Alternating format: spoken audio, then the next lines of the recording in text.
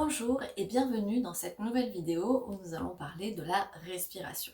La respiration est un thème qu'on aborde souvent au quotidien, on explique souvent qu'on respire mal et on va détailler un peu plus les respirations. Et je vous garantis qu'après cette vidéo, vous verrez la respiration de façon différente puisqu'on va lier les respirations à des tendances au niveau de l'oxygénation et des tendances au niveau de l'énergie et je vais rentrer un peu plus en détail. Nous allons voir deux types de respiration, la respiration en trois niveaux au niveau vertical et la respiration à deux paramètres au niveau horizontal. Donc c'est parti, on va commencer par la respiration qui monte et qui descend avec les trois types de respiration que l'on connaît tous normalement. C'est la respiration ventrale, la respiration au niveau du thorax, de la cage thoracique et la respiration au niveau des clavicules. Alors, qu'est-ce qui se passe quand on respire? Jusqu'ici, on va aborder des sujets assez basiques. Ce qui se passe quand on respire, c'est que nos poumons qui vont se remplir d'air vont se déployer le plus possible.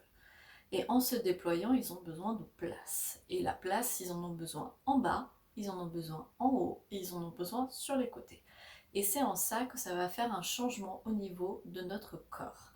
Quand on va aller vers le bas, c'est le diaphragme qui est une coupole qui va se descendre. En descendant, elle va légèrement compresser les organes et c'est ce qui fait que notre ventre va légèrement se gonfler quand on va inspirer. Ça, c'est la première étape. L'étape numéro 1, ça se passe au niveau du ventre.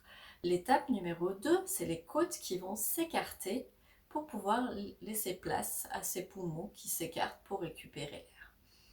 L'étape numéro 3, c'est les clavicules qui montent pour toujours gonfler, pour faire en sorte que ce ballon, entre guillemets, ait le plus d'espace possible pour se remplir d'oxygène. Quand on va expirer, il va se passer exactement le même phénomène en inverse, c'est-à-dire que tout va se recompresser.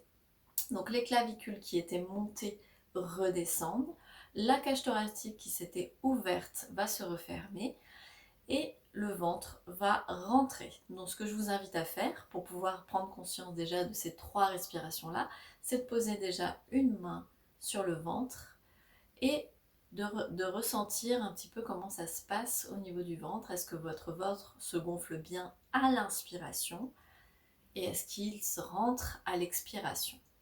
L'inspiration, normalement, devrait être passif et c'est l'expiration où on devrait légèrement contracter les abdominaux. Ça, c'est l'idéal. Prenez conscience de cette respiration. Inspirez, expirez, connectez-vous à ça. Dans un second temps, nous allons expérimenter la respiration au niveau des côtes. Vous pouvez passer vos mains comme je viens de le faire au niveau des côtes, mais vous avez aussi la possibilité, et ça c'est un bon exercice, de vous coller le dos contre le mur pour pouvoir sentir au niveau de l'arrière du dos comment ça se passe. Et si vous respirez profondément dans votre dos, vous allez sentir effectivement les côtes qui bougent. Et ça va être important pour pouvoir prendre conscience de cette ouverture, de cage thoracique. Et cette ouverture de cage thoracique, bien sûr, c'est quelque chose qui se travaille également un petit peu avec le yoga. Alors, on va pas pouvoir ouvrir plus les os, mais en tout cas, les muscles intercostaux vont être étirés au maximum afin de prendre des grandes respirations. La dernière respiration se passe au niveau des clavicules, donc on peut bien sûr poser les mains sur les clavicules pour pouvoir sentir, quand on respire profondément, que les clavicules se soulèvent et qu'elles redescendent. Donc là, nous venons voir les trois respirations qui montent, donc du ventre, des côtes et de la poitrine et des clavicules. Ces trois respirations sont importantes ensemble parce que séparément, en fait, elles empêchent une oxygénation complète. Vous vous doutez bien que si vous respirez qu'avec votre ventre, l'air va avoir du mal et va mettre du temps à rentrer dans votre ventre et va mettre du temps à sortir de vos poumons. Si vous respirez qu'avec la cage thoracique, vous allez avoir plus de variations et plus de changements dans votre respiration, mais vous ne pourrez pas, pareil, respirer pleinement et sereinement. Et la troisième respiration, qui est une respiration haute, qui est souvent la respiration pratiquée, notamment quand on est en état de stress, va en fait couper la respiration, la saccader, va obliger le cœur à battre plus vite et donc à s'activer pour respirer plein de fois pour pouvoir recevoir l'oxygène dont on a besoin. Ces 3 respirations, elles vont avoir un impact à plusieurs niveaux. Le premier impact qu'il va y avoir, c'est sur notre voix. Plus on va avoir une respiration au niveau du ventre, une respiration ventrale, en général, on a plus souvent une voix grave. Plus on va avoir une respiration au niveau des côtes, plus on va avoir une respiration chantante qui varie en fonction de nos respirations et des intonations. Et plus on va respirer avec les clavicules, plus notre voix va être aiguë et rapide. Et le niveau de... Voilà, en termes de rythme, plus on a une respiration basse, plus on va parler lentement, plus on a une respiration haute, plus on va parler rapidement. Ce qui est logique puisque c'est en fonction aussi du temps qu'on va prendre à respirer. Donc ça paraît assez cohérent. Souvent en PNL, on associe ça, ces 3 respirations-là, aussi à des types de préférences de mode de communication. Donc au niveau du ventre, la respiration, ça va être plus pour les gens qui sont de typologie kinesthésique, donc qui vont être plus connectés aux sensations, aux émotions et à tout un tas de choses qui s'en rapprochent. Les personnes qui vont avoir une respiration plus au niveau des côtes et donc au milieu, qui vont avoir une voix plus chantante, vont être plus auditifs, donc vont être plus sensibles au bruit, à la mélodie, au rythme, à tout un tas de paramètres qui va être rattaché à la musique. Et puis pour les dernières personnes, qui sont souvent la majorité des personnes qui vont avoir une respiration haute, là il va s'agir plutôt d'une respiration qui correspond aux gens qui sont plus visuels, donc qui sont plus connectés aux images, à tout ce qui va être vu et tous les paramètres autour de la vision. Voilà, donc ça c'était un petit peu les 3 respirations profondes, les typologies qui s'en rapprochent par rapport à la PNL. Et maintenant nous allons passer à la suite qui va être la respiration horizontale. La respiration horizontale se fait au niveau du nez. Vous avez remarqué que nous avons 2 côtés pour respirer au niveau du nez. Nous avons la narine gauche et la narine droite. Et donc si on bouche l'une et si on bouche l'autre, forcément on va respirer que d'une narine. Alors la première expérimentation que j'aimerais que vous fassiez, c'est de prendre quelques instants pour respirer de la narine gauche.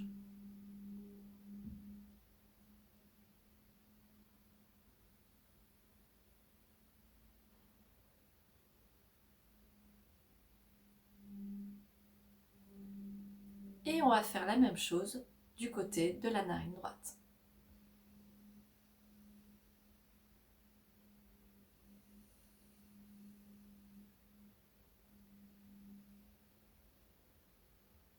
Logiquement, vous devriez avoir constaté qu'il y a une narine chez nous, chez tout le monde, on est tous pareils, qui est un peu plus ouverte que l'autre. Alors, la respiration va être alternée de façon naturelle dans le corps. Il y a des moments où on va être plus capable de respirer côté gauche et plus capable de respirer côté droite. Mais malgré tout, nous avons quand même une préférence de respiration d'un côté parce qu'on a un espace qui est plus grand créé. Et ça aussi, ça a un impact sur notre tempérament. La respiration côté gauche va être une respiration plutôt calme qui active le système parasympathique, donc le système de repos du corps.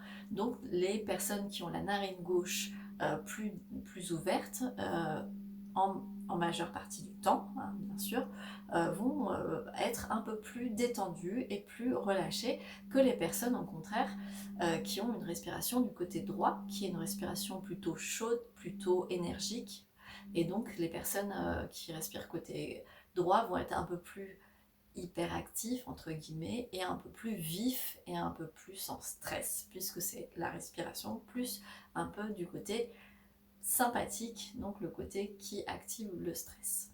Ces respirations-là, donc comme je l'ai dit tout à l'heure, il faut comprendre, oui, effectivement, on a un côté qui respire mieux que l'autre. Moi, par exemple, c'est le droit qui respire mieux que le gauche depuis des années, malgré tout, on a des moments dans la journée où on a quand même une alternance entre la narine droite et la narine gauche. Le plus flagrant, ce que vous pouvez peut-être observer si vous êtes conscient, entre guillemets, entre vos phases de sommeil, c'est d'observer la nuit ce qui se passe. Et il y a des moments dans la nuit où vous allez plutôt respirer côté narine gauche et des moments où vous allez plutôt respirer narine droite. Mais ça change régulièrement.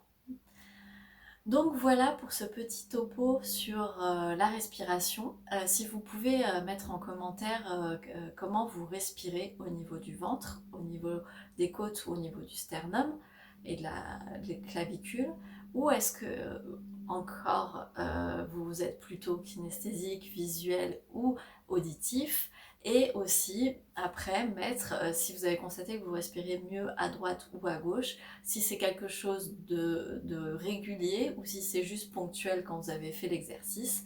Et est-ce que ça se lie à votre tempérament plutôt calme et apaisé ou plutôt